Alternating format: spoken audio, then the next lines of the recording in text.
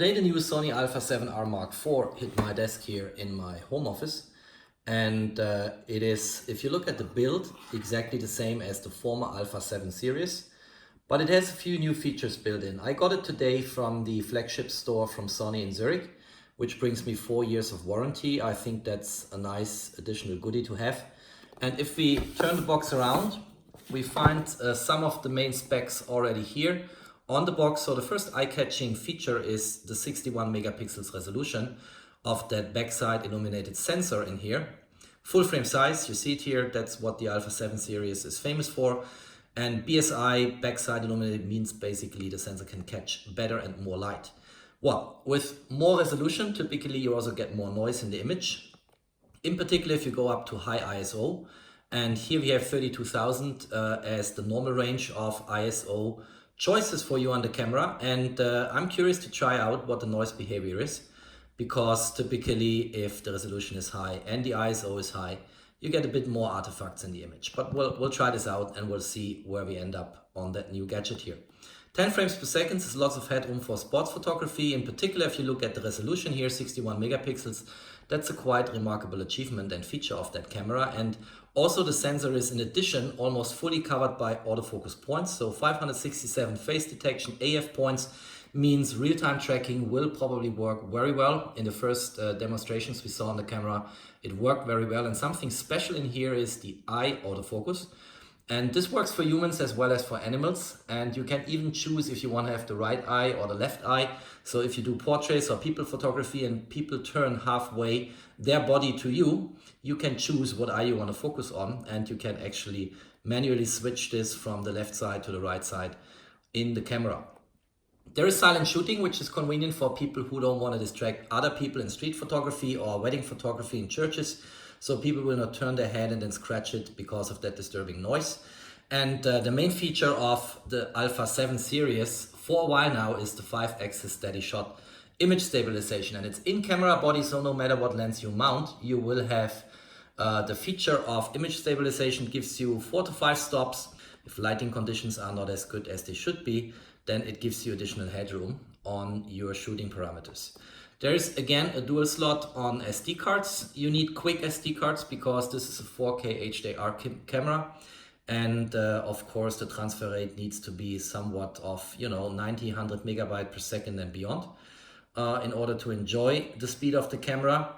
And you can have all different options and choices here. So you can have your JPEG on one slot and the raw image on the other slot. You can use one slot as your primary slot and the second one for backup and for copies of images. If one card breaks down, you have still the copies on the other SD card, or you can just use it as spare space for storing images. You can configure this all in the menu of the camera, and I used this in the past. Actually, I did a lot of shootings with Sony Alpha 7 cameras, and I remember some years ago, I think it was the Alpha 7R II in Serengeti National Park in Tanzania, in Africa. My A7R II broke down, and when I came home, luckily I had a spare camera with me. Sony just replaced it without even asking that much. So I got a brand new camera. So I think customer care hopefully is still high at Sony. And then we have touch focus, something I hardly use, but people who enjoy it, they might want to use it.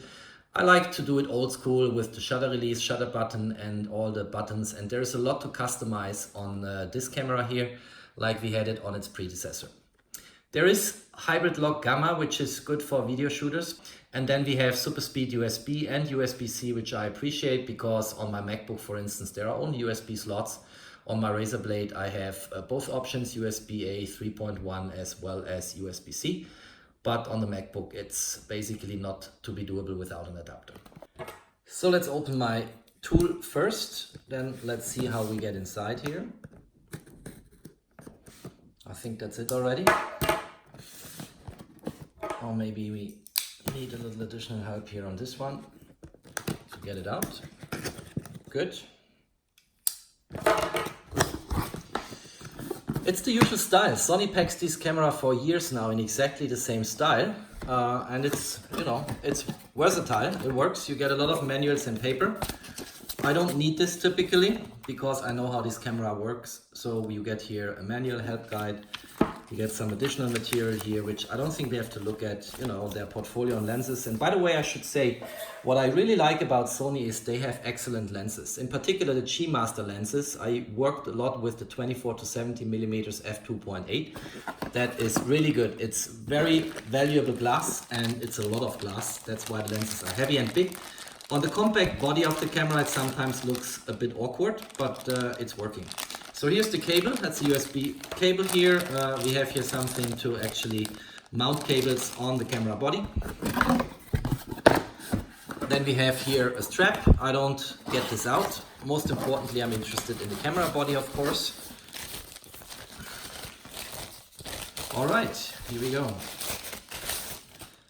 Nice. So that's the body. It looks like my Sony A7R IV, exactly the same. The weather sealing of the camera has been significantly improved. So the former version, the 7R IV, was weather sealed already, but this one has even better sealing and should withstand more rain, more water, splash water, more dust than the former version. And this is of course good because in my case, I take my cameras everywhere, also in rugged territory, and then it's good if the camera is robust.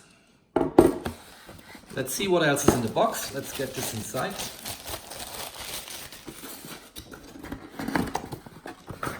There should be a battery somewhere. First of all, here's a charger.